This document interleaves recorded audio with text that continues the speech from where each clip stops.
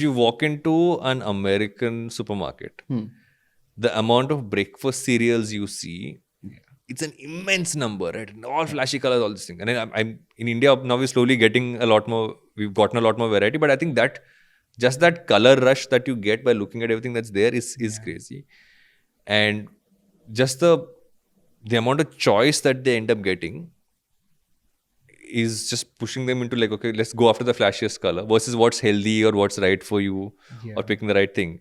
You can't, because the cognitive load is so much that, in fact, the way supermarkets are designed is to tire you out. They're designed to tire out your decision making so that by the end of it, your brain can only make so much choices. Yeah. So by the time you're halfway through it, your brain is done making choices.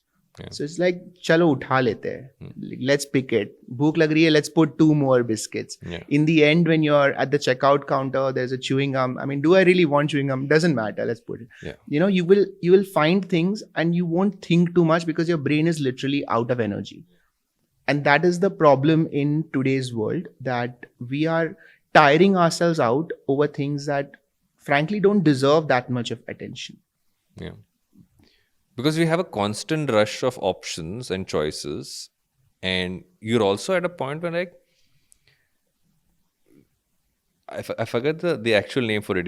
I think someone called it the shopping cart syndrome or something like that. I know the multiple terms. Is that you get that rush when you hit add to cart, and not necessarily when you get the actual thing.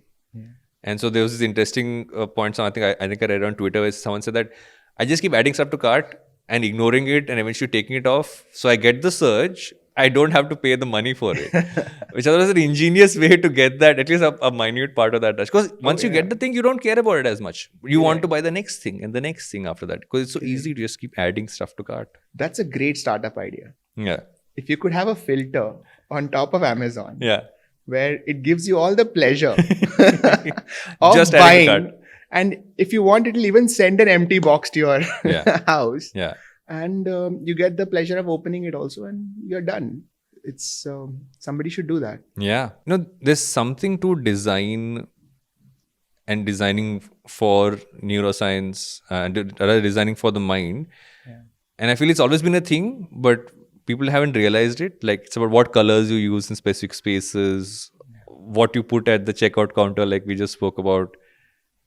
I remember talking to a couple of people who had worked with Star Sports on embedding neuroscience into advertising during the IPL. Oh, yeah.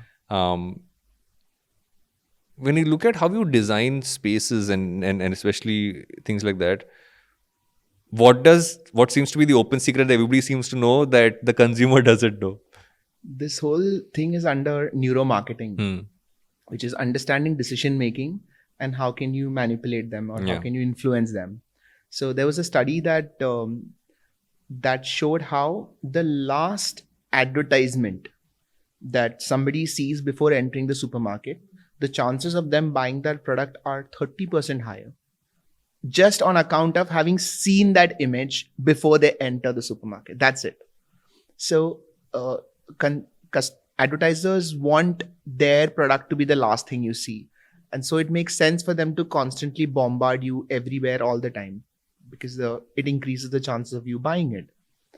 In terms of design, I love that we are now talking about this, because it means that we can now reverse engineer this and use it for our own benefit. Because it ties up with what we were saying before, that we are reactionary animals. We are not action-taking animals. So once we accept that, we can stop putting so much pressure on ourselves to act perfect, to act disciplined, and instead put our energies into designing a system that can make us react in the way we want. Which for me makes a lot more sense. So even if you take an example of this podcast setup, because you have the chair in place, the mics in place, everything is already in place, the friction for you to record a podcast is so much lesser. Versus if you had to set this up every time. So true. Right. So this is a great example of design helping us achieve more. But for that, you need to think about it and create that system. and everybody should be doing this, but people are not. People instead do the opposite. They will create more friction. They will make it more difficult for themselves, and then wonder, why am I not being disciplined? Why am I struggling? Yeah. That's the sad thing. It's that old thing people say, that keep your desk clean so you can feel clutter free. And I feel that's in many ways that makes sense. Like I have a lot of post-its with a few like to-do lists and a few other things just there on the right side of my desk at all times. Not that I ever refer to them, and I at some point stopped doing to-do lists. I just have stuff which I know I need to, like my broader purpose points, etc., which I've worked on. I just have it there. So it's like it's there to remind me. So it's also I'm not going off that radar. For more insights like this, make sure you check out the full episode.